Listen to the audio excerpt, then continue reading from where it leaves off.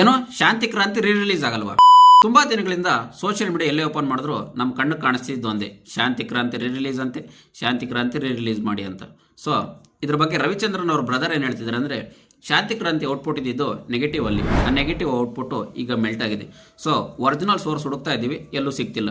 ಅದು ಸಿಕ್ಕಿದ್ರೂ ಮತ್ತೆ ನಾವು ಕಂಪ್ಲೀಟಾಗಿ ಪೋಸ್ಟ್ ಪ್ರೊಡಕ್ಷನ್ ಮಾಡಬೇಕು. DI, ಸೌಂಡು, ಹಾಗೆ ರೀಸೆನ್ಸರ್, ಹೀಗೆ ತುಂಬ ಕೆಲಸಗಳಿದ್ದಾವೆ.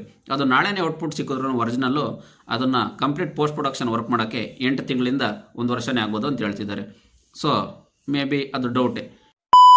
ಇದರಿಂದ ಯಾರಿಗೂ ಉಪಯೋಗ ಆಯಿತು ಅಂದರೆ, ಶಾಂತಿ ಕ್ರಾಂತಿ ರಿಲೀಸ್ ಟ್ರೆಂಡಿಂದ ಯಾರಿಗೂ ಉಪಯೋಗ ಆಯಿತು ಅಂದರೆ, ಈ ಸಿನಿಮಾ ಆಡಿಯೋ ಮತ್ತೆ ಕೇಳಿದ್ರಲ್ಲ ಜನ, ಅದರಿಂದ ಆಡಿಯೋ ಕಂಪ್ನಿಯವ್ರಿಗೆ, ಹಾಗೆ ಯೂಟ್ಯೂಬಲ್ಲಿ ಫಿಲಮ್ ಇತ್ತು, ಆ ಫಿಲಮ್ ನೋಡಿದ ಯೂಟ್ಯೂಬ್ ಚಾನಲ್ ಅವ್ರಿಗೆ, ಹಾಗೆ TV ಅವ್ರಿಗೆ, ಹಾಗೆ ಸೋಷಿಯಲ್ ಮೀಡಿಯಾದಲ್ಲಿ ಕಂಟೆಂಟ್ ಮಾಡೋಕ್ಕೋರಲ್ಲ ಅವ್ರಿಗೆ ಒಂದಷ್ಟು.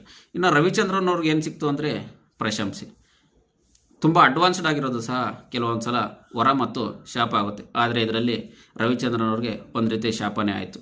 ಇಷ್ಟೆಲ್ಲ ಹೇಳ್ತಿದ್ದೆ, ನೀನು ಯಾಕೆ ವಿಡಿಯೋ ಮಾಡ್ತಾಯಿದ್ದೀರೆ? ನಾನು ಮಾಡ್ತಿರೋದು ಅದಕ್ಕೇ, ಲೈಕ್ಸ್ ಕಮೆಂಟ್ಗೋಸ್ಕರನೇ. ಮತ್ತು ಒಂದು ಇನ್ಫಾರ್ಮೇಷನ್, ಸೋಷಿಯಲ್ ಮೀಡಿಯಾ ವರ್ಕ್ ಆಗೋದೇ ಅದೇ ರೀತಿ. ಯಾರೋ ಒಬ್ಬ ಪ್ರೀತಿಯಿಂದ ಒಂದು ಸಿನಿಮಾ ಮೇಲೆ ಪ್ರೀತಿಯಿಂದ ಒಂದು ವಿಡಿಯೋ ಮಾಡಿ ಹಾಕಿರ್ತಾನೆ, ಅದು ಒಳ್ಳೆ ರೀಚ್ ಆಗಿರುತ್ತೆ. ಇನ್ನೊಂದಷ್ಟು ಜನ ಇದೇ ಥರ ಮಾಡಿ ಹಾಕಿರ್ತಾರೆ. ಅದು ಎರಡೂ, ಒಂದು ಸಿನಿಮಾ ಮೇಲಿನ ಪ್ರೀತಿ ಮತ್ತು ರೀಚ್.